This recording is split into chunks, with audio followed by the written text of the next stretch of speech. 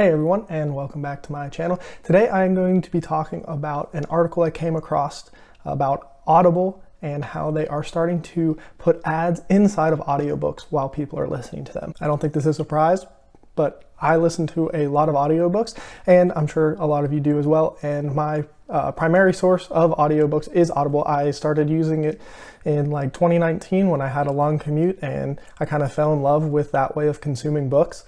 And this change, man, I think it could absolutely ruin Audible and the experience it has for us. I will have the article I'm referencing and the Amazon Audible Q&A that I also found linked down in the description. So let's look at the article and see what is actually going on. The article states, Amazon-owned Audible has started putting ads in audiobooks, potentially indicating a sea change within the industry. The company says it is conducting limited testing on a select user base with the advertisements, and that this step is currently reserved for non-paying members, giving them ad-supported access to a limited set of titles. Now, personally, that scares me.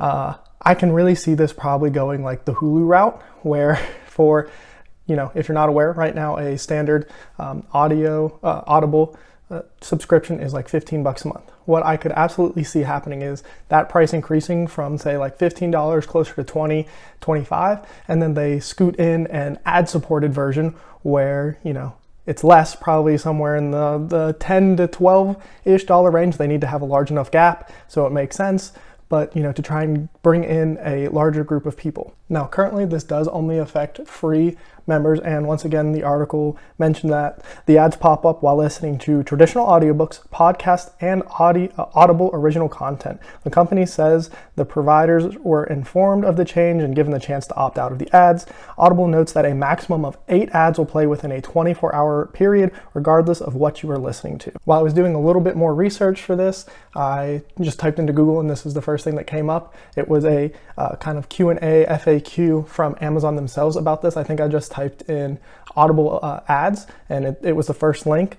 But one of the questions is Audible planning to create an ad-based membership plan? And the response is, we are currently conducting limited testing for non-members only that provide ad-supported access to a set of Audible titles. That screams yes, they are absolutely planning on having an ad-supported version. The next question, why is Audible conducting these tests now? I mean, in my personal opinion, it's because they need to, have another revenue stream, and why not milk the cow until it's dry? But their response is, if you're familiar with these kind of corporate non-answers, is Audible is dedicated to continuously optimizing how we deliver audio programming to listeners everywhere. From time to time, Audible tests new products and services to gain knowledge about the evolving needs of our customers and partners. Which, if you take that answer and look at the first question where they say, they're just conducting tests, they are absolutely coming with an ad-supported version. I'm going to skip over the third question. I don't find it to be, all that interesting. It's just asking about how the titles were selected. But the last question here is, how many times will advertisements play throughout my title? Does this change periodically or based on the title? And the answer is, which was mentioned in the article before as well, a total of 8 ads can be heard within a 24-hour period, regardless of the title. Additionally, we've taken additional measures to make sure that ads won't be heard too frequently within a short time span. If I know anything about ad-supported versions, is that it always starts out seeming very non-intrusive. What's 8 ads that are probably 10 to 30 seconds long in a 24-hour period? In the grand scheme of things, it's not a lot.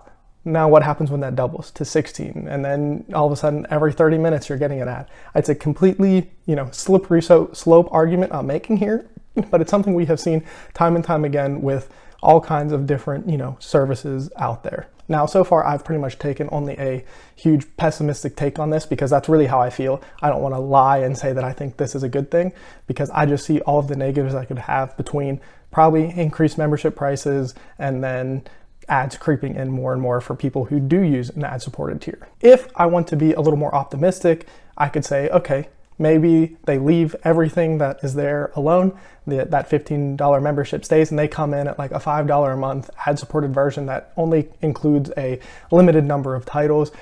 That's great. It would, give people more access to their content and, other audiobooks. And maybe that increased, revenue they could get from an ad-supported tier would, lead to more improvements on Audible itself, which would be great. Who doesn't want some improvements on, an app they're using all the time? But that is pretty much as optimistic as I can be. I really see this as a huge negative, and something I've kind of worried about. I feel like Audible has been a pretty solid deal if you're going to pay for audiobooks currently. I know Brandon Sanderson's secret projects, kind of opened the door to some other places like Spotify and Speechify, I think is the other one. So, that's kind of a good thing. And this is maybe something he was kind of warning us about, something like this coming up, because once again, huge negative for me. With me finding this article, it really kind of makes me want to focus more on using things like Libby. I've used it only, kind of sporadically, not very consistently. And if you don't know, Libby